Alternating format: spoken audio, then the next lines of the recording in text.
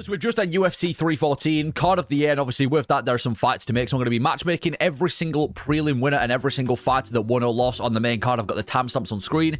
If you want to go to a specific area of the card, and we'll start off with the first prelim winner in Nora Cornoli. Got a good win over Hayley Cowan, missing weight, but she's now, I think, ranked number 13th in the bantamweight division. I think for Nora Cornoli, she should get her call out of Eileen Perez. Maybe you don't want to do this fight because Perez is on a bit of a winning streak, and this will be a bit of a back step, but I think this kind of makes sense. It's a fight where we can kind of test Nora Cornoli's grappling, because obviously she struggled with grappling in the first round against Hayley Cowan. We know that Eileen Perez comes with a heavy grappling base, and it's not often that you see call-outs in women MMA, so I feel like, not that there's going to be a massive rivalry here, but, you know, they could have a little bit going on, and it could be a bit of a decent build-up. I'm just trying to sell you the fight, guys. Nora Cornoli, Eileen Perez. I don't really give a shit who Cornoli fights next. She called her out. Let's just make the fight. Anyway, Marco Tulio. Now we're on to business. Marco Tulio gets to finish over Trezeguet Gore. Called out Marvin Vettori. Now, had he beaten maybe another dude, maybe I wouldn't be so mad at that matchup, but he's only 2-0 in the UFC right now. I think Marvin Vettori is a bit of a stretch. So I would do Marco Tulio versus Brad Tavares. Now, Brad Tavares won last week against GM3. Tavares is the biggest journeyman in the middleweight division right now. He's the perfect fight to test Marco Tulio. He's not overly dangerous. He's actually the opposite of dangerous. I think he's got like 20 fights in the UFC with only like 5 finishes or something crazy. He's not a finishing machine. He's very beatable on the feet. He's got a bit of a basic striking style. I think it's the perfect fight to test Marco Tulio. If he can go out there and piece up Brad Tavares for 3 rounds, or even get a finish like he did last night, that's a statement-making win for Marco Tulio against a tough guy in Brad Tavares, a durable guy in Brad Tavares. And then we can talk about maybe Marco Tulio going near the rankings of the middleweight division, maybe even getting somebody in the top 15. And for Brad Tavares, I mean, he's already coming off a win. For him to beat Marco Tulio, this big middleweight shooter box prospect, would be big for Brad Tavares. He'd be on a 2-fight winning streak, and from there, he can get some pretty big fights in the middleweight division. So I think it's the perfect fight to test Marco Tulio. It's a step up in competition. It's a guy who's coming off a win. It's Brad Tavares, a guy who's, you know, a bit of a veteran in the middleweight division. He's been around for so long. He's durable, and he's just a tough guy for anybody, man. Not overly dangerous, not too big of a step up to the point where we're giving him like a Marvin Vettori, but a decent step up where we can challenge Marco Tulio, and I think he would win this fight. He seems to have more pop in his shots than Brad Tavares. He's a lot bigger than Brad Tavares. I'd say he's a lot more crafty than Brad Tavares, but again, that's because he's been facing lower-level opponents, and the only way we can really see him against high-level opponents is if, obviously, we're booking him against high-level opponents. So, Marco Tulio, Brad Tavares, put it on some sort of main card. Maybe like an Apex main card or something like that. Or maybe put it on like a co-main event of Charles Oliveira's next fight, because obviously shooter box. I'm not bothered, but Marco Tulio, Brad Tavares, let's book the fight. And then for Sumadaji, now I don't know if he's going to be staying at 125 or 135. I've been hearing rumors that he's going to be moving up to the bantamweight division, which kind of makes sense because he's like 5'10 for the flyweight division, which is crazy.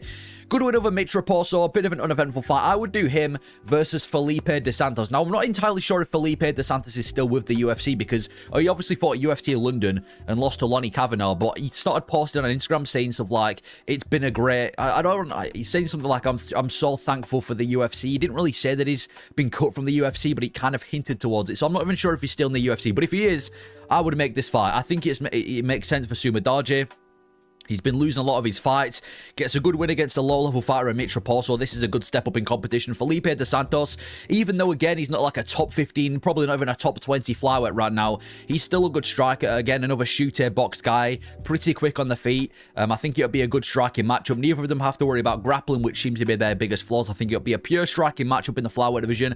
A dangerous guy with pop in his hands in Sumadaji. A quick, rapid Muay Thai striker in Felipe De Santos. Felipe coming off a loss, Sumadaji coming off a win. I think this fight makes a lot of sense, and if Sumadaji can beat Felipe De Santos, that's where he can start making a bit of a run to the rankings again. So I'd do Sumadaji, Felipe De Santos, but if he does move to the bantamweight division, then I'm not bothered with that move either. I think that kind of makes sense. Next fighter we have Mikhail Oleksiejczuk, gets the win over Cedric Damas, knocking him out and saving his UFC contract. For Mikhail, I would do him versus Rodolfo Vieira. Yeah, Mikhail needs to take it slowly with the middleweight division now. I know he's been in the UFC since, I think it's 2017. He's been in the UFC for a long time, but he's been facing nothing but killers. Caio Borralho, Kevin Holland, Michel Pereira, Sharaputi Magomedov, and he was on the verge of getting cut from the organization, and then he gets that good win over Cedric Damas. Mikhail's still a very dangerous dude. I think he's moved to fighting nerds as well, which is it's going to be huge for his career, but I'd do him versus Rodolfo Vieira. Rodolfo Vieira is a grappling, he's just a grappling wizard, to be fair. He's one of the best Brazilian Jiu-Jitsu artists right now in the UFC, one of the highest level we've ever seen,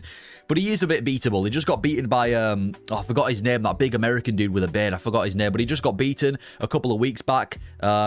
and due to the striking. So he does kind of lack the striking, does Rodolfo Vieira, but he obviously is a very heavy grappler. So I think he's a good fight to test Mikal. We're not giving him another dangerous striker like a Sharon Magomedov, a Caio Borralho, Michel Pereira, a Kevin Holland. We're giving him a guy with grappling, but it's also a winnable fight for Mikal on the feet. So it's a step up in competition, but there's also danger to the matchup. I like this fight for Mikal. I don't see this fight going the distance. It's either going to be Rodolfo Vieira by submission or Mikal by first round KO. So I think this makes sense. Baby steps for Mikal, not force him in the deep end. He's already been to the deep end and drowned. So I do him versus Rodolfo Vieira as a step up in competition.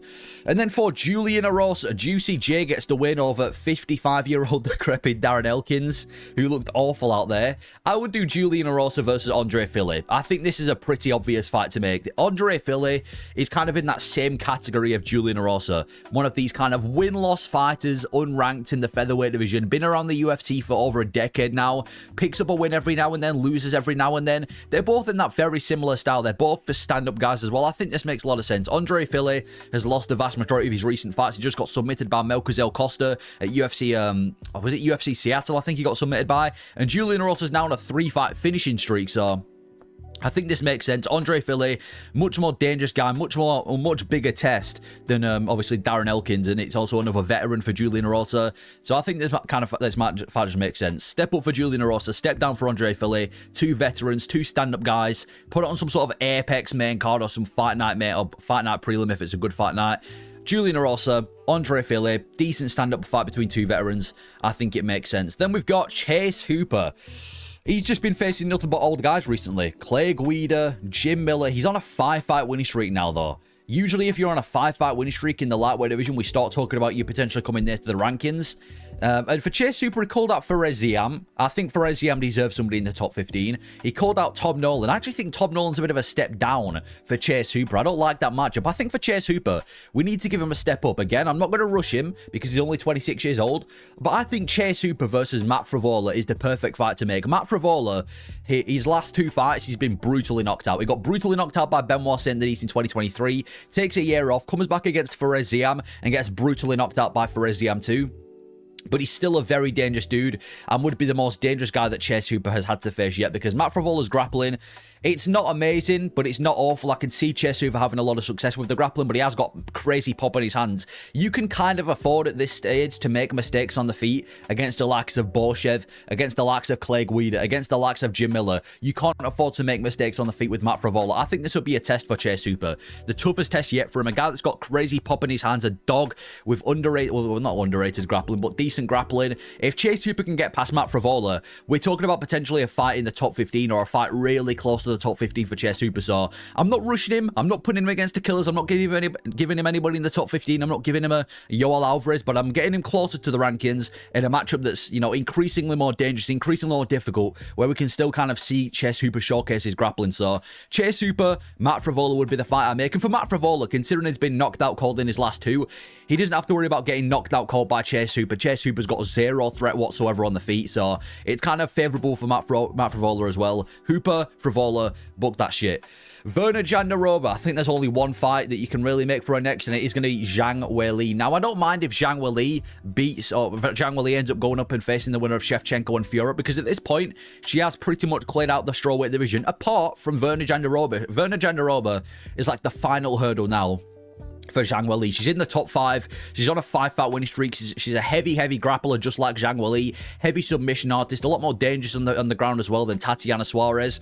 So it's the only real contender that Zhang Weili hasn't faced, and Werner Jandiroba's definitely done enough now to earn a title shot. So I would give Werner Jandiroba a title shot against Zhang Weili. I do think Zhang Weili wins this fight. I think she's better everywhere the fight goes. Maybe just pure submissions is where I'd favour Werner Jandiroba, but apart from that, I'd favour Zhang Weili everywhere the fight goes. And then because Werner Jandiroba is kind of like the final hurdle, then after she's beaten Werner Jandiroba, Zhang Weili can then move up to the flyweight division and face the winner of Shevchenko and Fiora. I think that makes sense for Zhang Weili. Werner Jandiroba, the final fly to squash, the final hurdle before you move up a weight class. But for Werner Jandiroba, she's definitely earned a title shot. Went out there and dominated Yang Xiaonan. So if she can beat Zhang Weili, that's a massive upset too. So Jandiroba, Zhang Weili, it's the only fight that really makes sense. And then for Dan Ige. Now, I like Dan Ige, but he probably shouldn't have won this fight. If we're being real, he shouldn't have won it. I mean, he was 2 rounds to 1. He was winning the 3rd round, lost the first 2, and he got a really early stoppage. Obviously not Dan Ige's fault, so I'm not going to give him too big of a step up. I would do Dan Ige versus the winner of Giga Chikadze and David Onama. Giga Chikadze and David Onama are going to be taking each other on. I don't know what card it's at, but they're going to be taking each other on in a few weeks.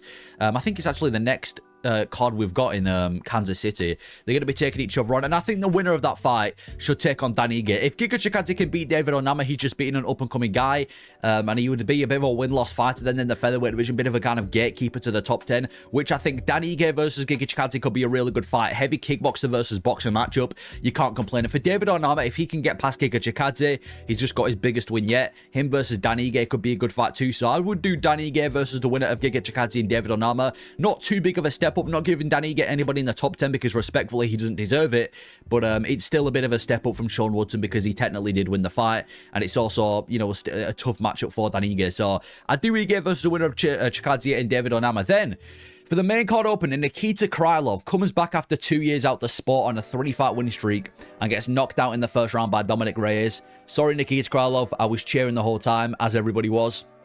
Nothing against Nikita Krylov. Maybe the fact that he took so much time off was the reason he got knocked out, or maybe it was, you know, just the fact that he hasn't got it anymore. But I would do Nikita Krylov versus Bogdan Guskov. I think this is probably the fight to make. Nikita Krylov is going to be ranked number 11 come Tuesday, so I think this makes sense. Bogdan Guskov's a bit of an up-and-coming dude in the light heavyweight division. He's fought Volkan Oezdemir before, got submitted, but he has got knockouts over the likes of Ryan Spann, and he just recently got a good win over Billy Elakena. But I do think Bogdan Guskov's slightly overrated. Yes, he's got pop in his hands. Yes, he's dangerous, and I guess you can class him as a bit of a prospect, but he nearly loses every single fight.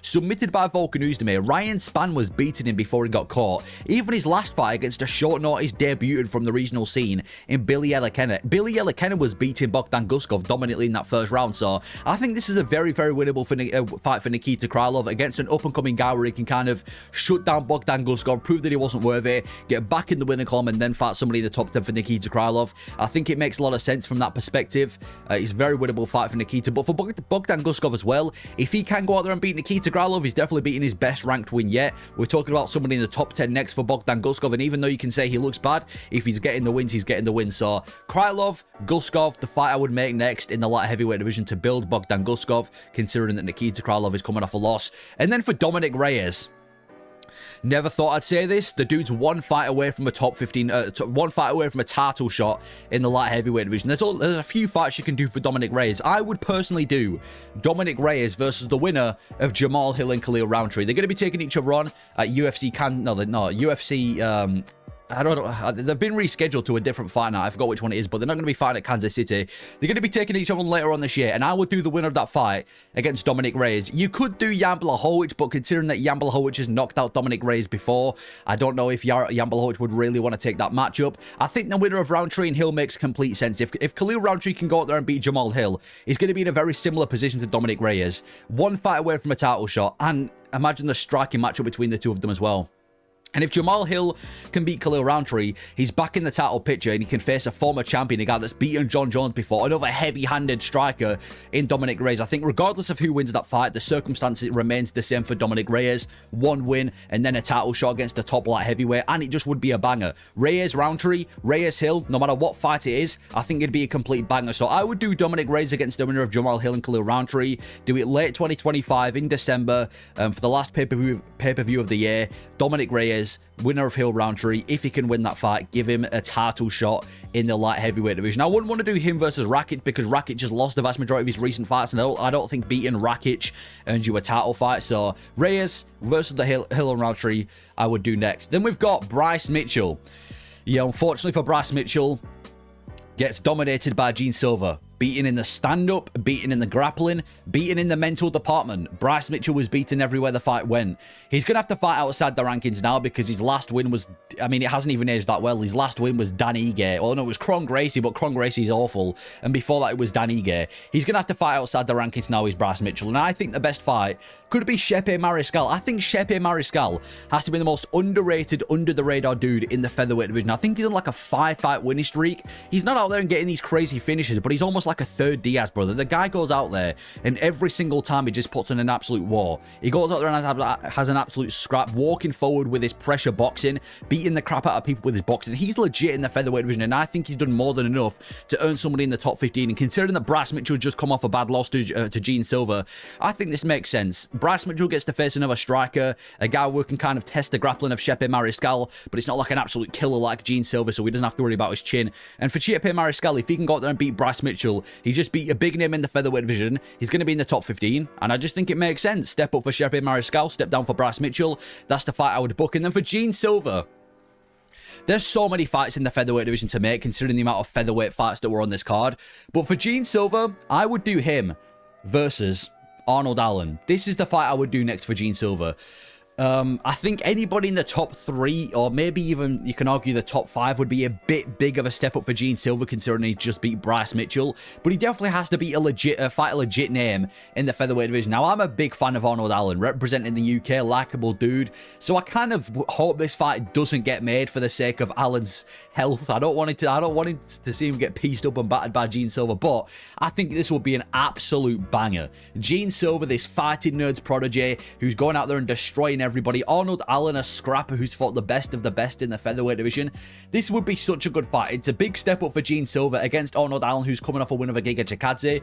If Gene Silver can beat Arnold Allen, you can make a case to say that he deserves a title shot, or he's at least one fight away from a title shot. And same for Arnold Allen. He's got the opportunity, and he could do it because he's competed with the likes of Max Holloway. A chance to shut down Gene Silver once and for all, get a huge win for his career, and boost himself straight back into the title talks. I think this fight makes a lot of sense. Gene Silver versus Arnold Allen, potential fight night main event. I wouldn't mind this as like a fight night main event at some card. Allen versus Silver. To build Gene Silver, to build Arnold Allen, I think it'll be a scrap. I would obviously favour Gene Silver because you can't really pick against fighting nerds in 2025. But I think this makes sense for Gene Silver. Him versus Arnold Allen would be a scrap. Patricio Pitbull comes over to the UFC and doesn't really perform. Gets beaten pretty decisively against Yair Rodriguez. I would do Patricio Pitbull against Aljamain Sterling. I think this is the obvious fight to make next. These guys both have a big resume. Patricio Pitbull, one of the greatest Bellator fighters of all time, one of the greatest fighters outside of the UFC, and he is past his prime, let's be honest. Against Aljamain Sterling, one of the top 5 best bantamweight champions in UFC history, obviously former defending bantamweight champion. So both of these guys have big resumes. They've kind of shown that they're not title worthy in the featherweight division, with Sterling losing to Evloev and Patricio Pitbull losing to Yair Rodriguez. So I think this just makes sense. Two kind of legends of the game going at it. I think it's kind of stylistically favorable for both of them too. For Patricio Pitbull, he doesn't have to worry about a quick, rapid striker like a Yair Rodriguez. He's definitely got the striking advantage in this fight, and we can kind of test the grappling against Aljamain Sterling, where Sterling can also test the wrestling. Against Patricio Pitbull, it's a big name for Sterling, and I think the winner of this fight kind of catapults himself back into the top 5 of the featherweight division. So Patricio Pitbull, Aljamain Sterling, I would do this fight next on some sort of pay-per-view main card. I think it makes a lot of sense. Or maybe even like a fight night co-main event in a crowded arena. Sterling, Pitbull, get the fight done. And then for Yair Rodriguez, there's only one fight to make, and it's him versus Diego Lopez. I was kind of hoping that Yair Rodriguez was going to win and Diego Lopez was going to lose after the press conference at UFC 314, because the way that they were going at each other might be one of the best rivalries right now in the featherweight division. It makes more sense than ever to make this fight for UFC 320 in Mexico. Let Brandon Moreno headline it, and the co-main event, Yair Rodriguez versus Diego Lopez in the featherweight division. I want to see the build-up. I want to see them go at each other. I want to see the press conference for this, and I think this would be such a good fight to make. Diego Lopez just proved that he's still one of the most dangerous dudes in the featherweight division, just fell short to one of the best in Volkanovski. Yair Rodriguez coming off an amazing win of Patricio Pitbull, and he's about a fight away from a title fight. Yair versus Diego Lopez in Mexico at UFC 320. It makes more sense than ever. The build-up, the fight itself, the implications for the division. This fight has everything going for it, and I need to see this fight as soon as possible. Rodriguez, Lopez, no-brainer to make. And then for Michael Chandler, I would do Michael Chandler. Now, he's 2-5 in the UFC. He's just been beat by Paddy Pimblett. There isn't any big fights left for Michael Chandler. I know he's a big name. I know he nearly beat Oliver and became a champion. But that was then. This is now. It's not going to be Conor McGregor either. We're talking about potentially Michael Chandler versus Mateusz Rebecki. Half of the people on this video are probably like, who the fuck is Mateusz Rebecki? And I don't blame you, but this is the level that Michael Chandler needs to be fighting at now. Mateusz Rebecki, he took a bad beating to Diego Ferreira last year, but he came back and shut down Mitabek Orobai in a Fight of the Year contender in 2024. I think he's about one fight away from the rankings of the featherweight division, but I don't mind it if you give him versus Michael Chandler. And I think, first of all, from a fight perspective, this is a guaranteed fight of the night. Mateusz Rebecki goes out there and puts on a scrap every single time. Super dangerous, but super vulnerable. And that's also the style you can kind of use to describe Michael Chandler too. Puts it on the line, super dangerous, super vulnerable. So I think this could be like a Fight of the Year contender.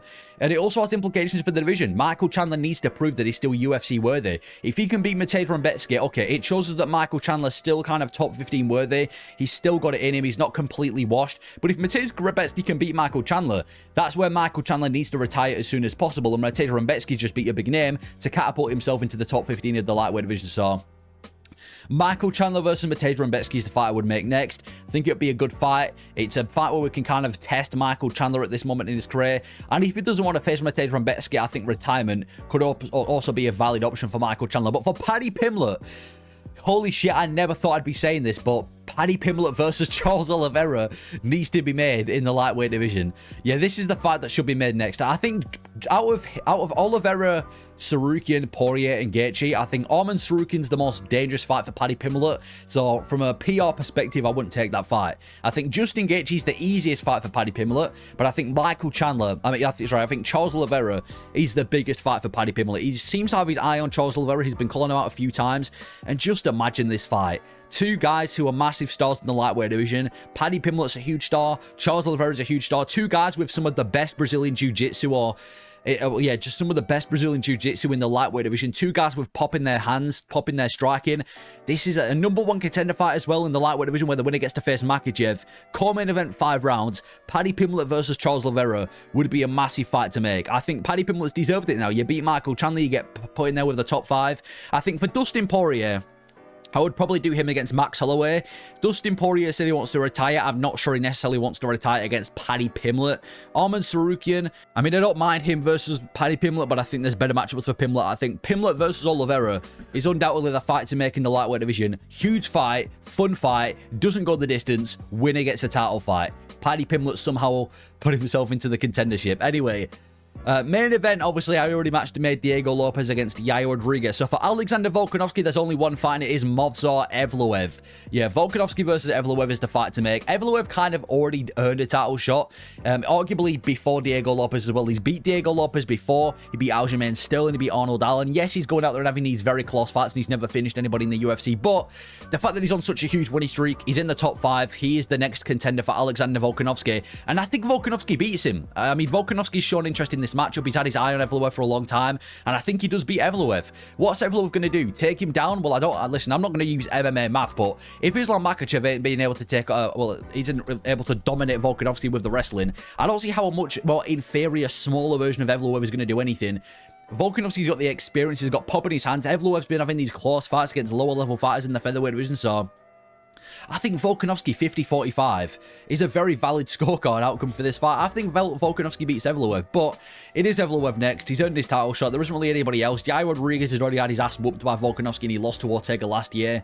And apart from that, there's nobody else. So Volk, Evloev, it's the fight to make. It's the only fight that makes sense. Let's see this for Alexander Volkanovski's second run, but first title defense. Those will be the fights I'll make after UFC 314. Let me know if you agree or disagree with the fights that were made, and just let me know your thoughts. Thank you for watching.